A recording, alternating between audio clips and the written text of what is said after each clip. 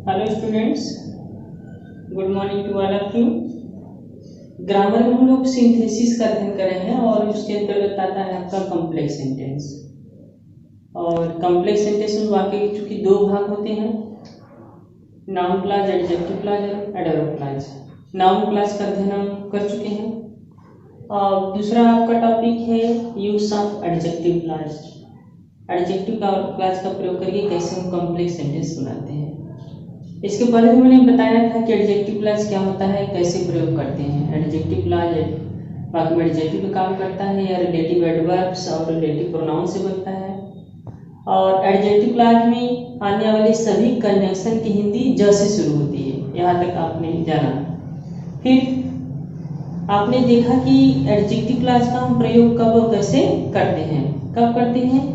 जब दिए गए वाक्यों में से किसी एक वाक्य में किसी एक वस्तु या व्यक्ति के बारे में कोई बात की गई है और उसी वस्तु या व्यक्ति के बारे में, उसके गुण के बारे में या तो उसके अवगुण के बारे में, जिसको मेरिट्स बोलते हैं या तो डीमेरिट्स बोलते हैं, के बारे में विस्तार से बात की गई हो।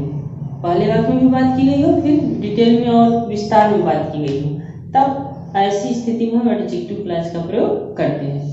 चूंकि हम जानते हैं कि एडजेक्टिव क्लॉज वाक्य में एडजेक्टिव का काम करता है, अतः जिस वस्तु या व्यक्ति की व्याख्या करता है, जिस वस्तु या व्यक्ति के बारे में बताता है, ठीक उसके बगल में लिखा जाता है जो उस वस्तु या व्यक्ति का एंटीसीडेंट होता है, पूर्ववर्ती होता है, जो या तो सिंगुलर होगा या तो प्लूरल होगा।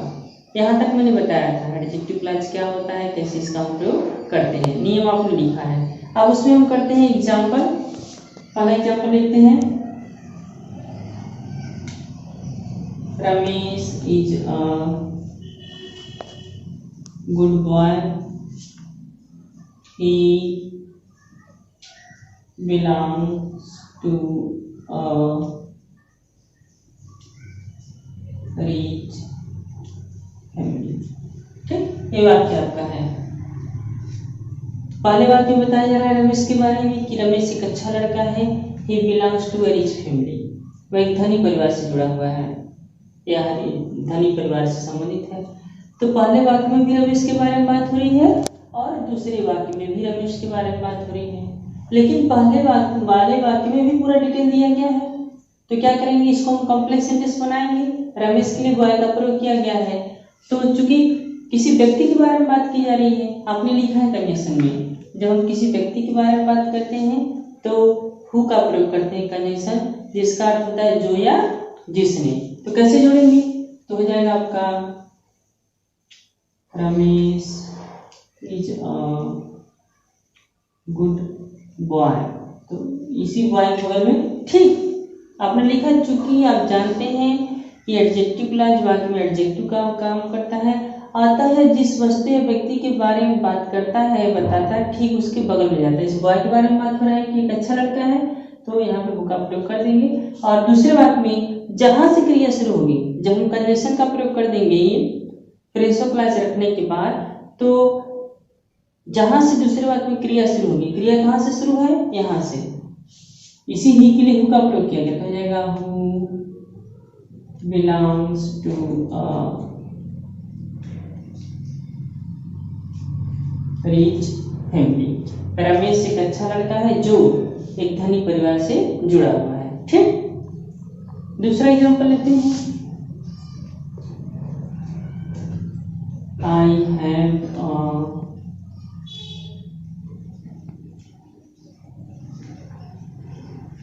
Beautiful watch. पहला वाक्य हो गया, the watch gives correct time. मेरे पास एक सुंदर घड़ी है। The watch gives correct time, घड़ी सही समय बताती है। देने से मतलब क्या है, बताने से। ठीक, तो पहले वाक्य में भी वॉच के बारे में बात हुई, दूसरे वाक्य में भी वॉच के बारे में बात हुई। अब वॉच वस्तु है कि व्यक्ति, वस्तु है, तो हम लिख सकते हैं मेरे पास एक सुंदर घड़ी है। तो जब किसी वस्तु के बारे में बात होगी तो किसका प्रयोग करते हैं, किस कंजंक्शन का, विच का, जिसका अर्थ क्या होता है, जो या जिसने, और आपने ब्रैकेट में लिखा निर्जीव के लिए, किसी वस्तु के लिए। तो हो जाएगा आपका I have a beautiful watch which gives correct time, है ना। इस वाच के बगल में इसको रखते हैं, हमेशा उसके बगल में रखा जाता है। एडजेक्टिव क्लॉज में आने वाले कंजंक्शन को ठीक उसके बगल में रखते हैं जिसके बारे में बात होती है। पहले वाक्य में भी वाच के बारे में बात हो रही है और दूसरे वाक्य में भी वाच के बारे में बात हो रही है, इसलिए ठीक उसके बगल में उसको हम रखेंगे।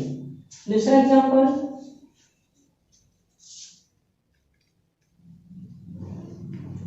अलादीन had a lamp, पहला हो गया the lamp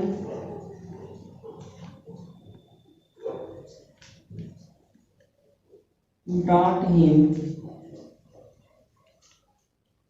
anything he desired।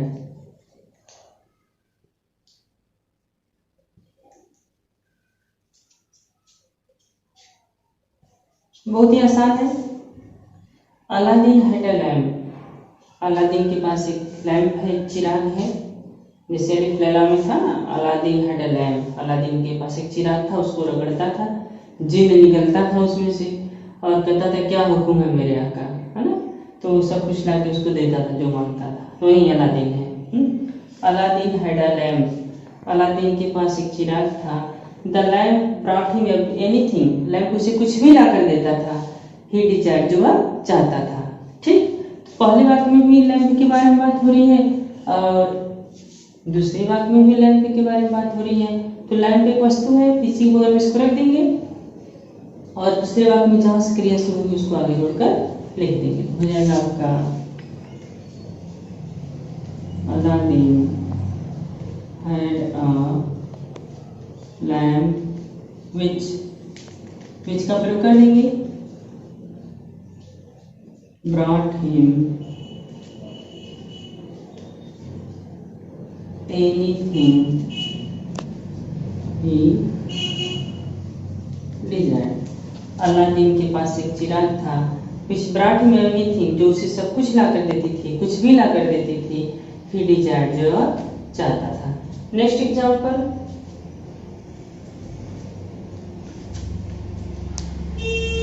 a man came to me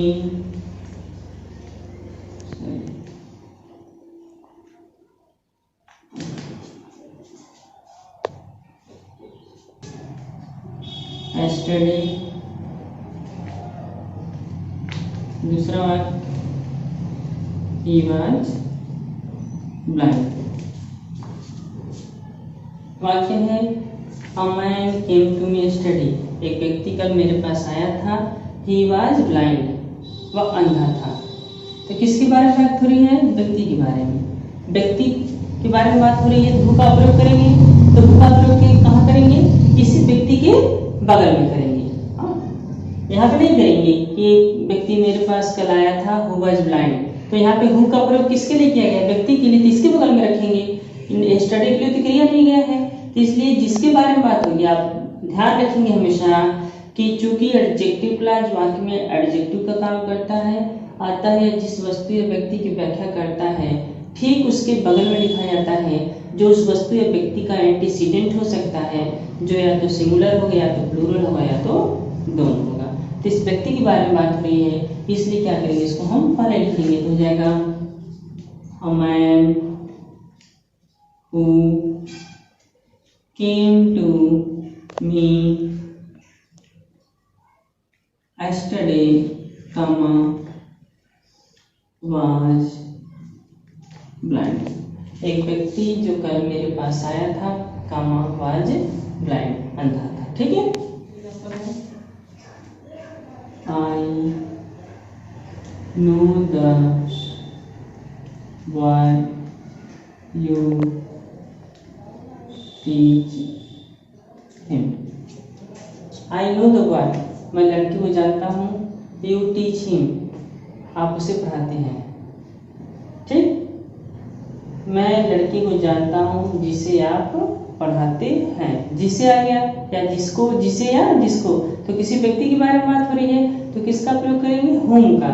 तो whom का प्रयोग करेंगे। जिस बॉय के बारे में बात हो रही है और उसी बॉय के लिए किसका प्रयोग किया गया है? him का प्रयोग किया गया है।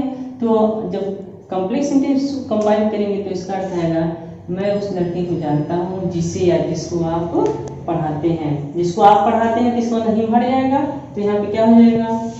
I know the boy. किस कंडीशन का प्रयोग करेंगे? whom, जिसका अर्थ होता है जिससे या जिसको, जिससे या जिसको। फिर क्या करेंगे? You teach. I know the boy, मैं उस लड़के को जानता हूँ या मैं लड़की को जानता हूँ। whom you teach, जिसे आप पढ़ाते हैं। नेक्स्ट एग्जाम्पल,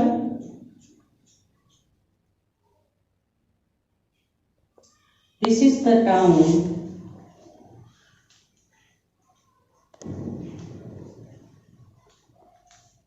दूसरा वाक्य है पंडित Nehru was born here।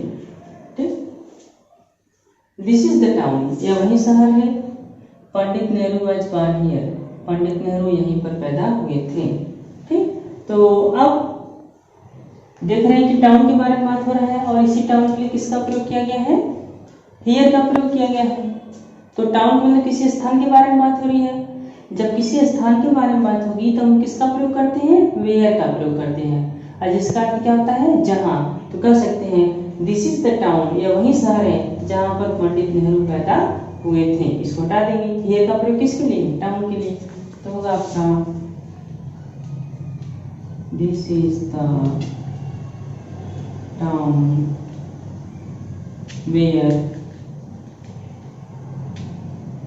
Pandit Nehru was born। This is the town, यह वही शहर है जहां पर पंडित नेहरू का जन्म हुआ था।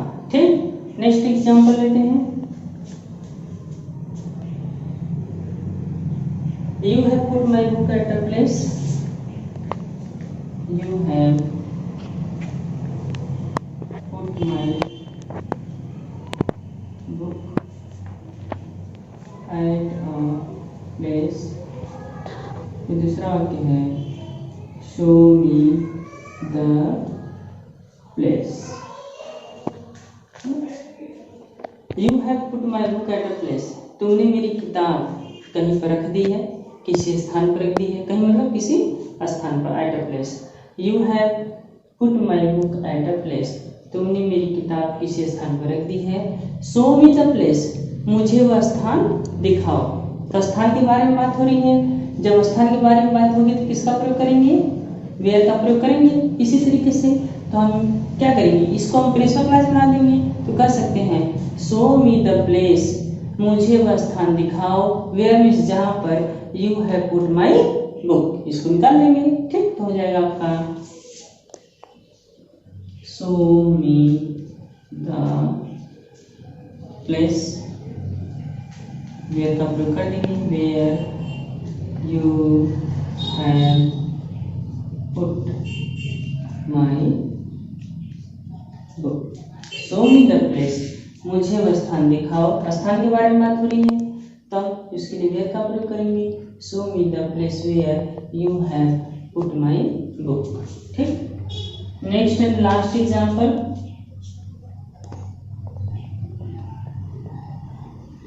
You are looking happy। You are looking happy। दूसरा वाक्य है Can you tell me the reason। You are looking happy, तुम प्रसन्न दिखाई दे रहे हो। Can you tell me the reason, क्या तुम मुझे कारण बता सकते हो? तो जब वाक्य में रीजन कब होगा, कारण होगा, तो किसका प्रयोग करते हैं? वाई का प्रयोग करते हैं। तो रीजन के लिए वाई का प्रयोग करते हैं और जिसका अर्थ होता है जिस कारण से या जिस वजह से। तो लिख सकते हैं इसको हम इंट्रोगेटिव सेंटेंस को हम प्रिंसिपल क्लास बना देंगे। तो कह सकते हैं can you tell me the reason, क्या तुम मुझे कारण बता सकते हो? वाई, वाई मतलब जिस वजह से या जिस कारण से यू आर लुकिंग हैप्पी, आप प्रसन्न दिखाई दे रहे हैं। इसको प्रिंसिपल क्लास बनाते हैं। Can you tell me the reason, why, why का प्रयोग कर देंगे, ठीक, वाई, फिर इसको लिख देंगे you are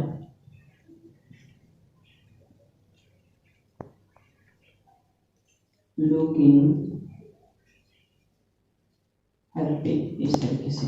can you tell me the reason, क्या आप मुझे कारण बता सकते हैं जिस वजह से, जिस कारण से, वाई मतलब जिस वजह से या जिस कारण से यू आर लुकिंग हैप्पी।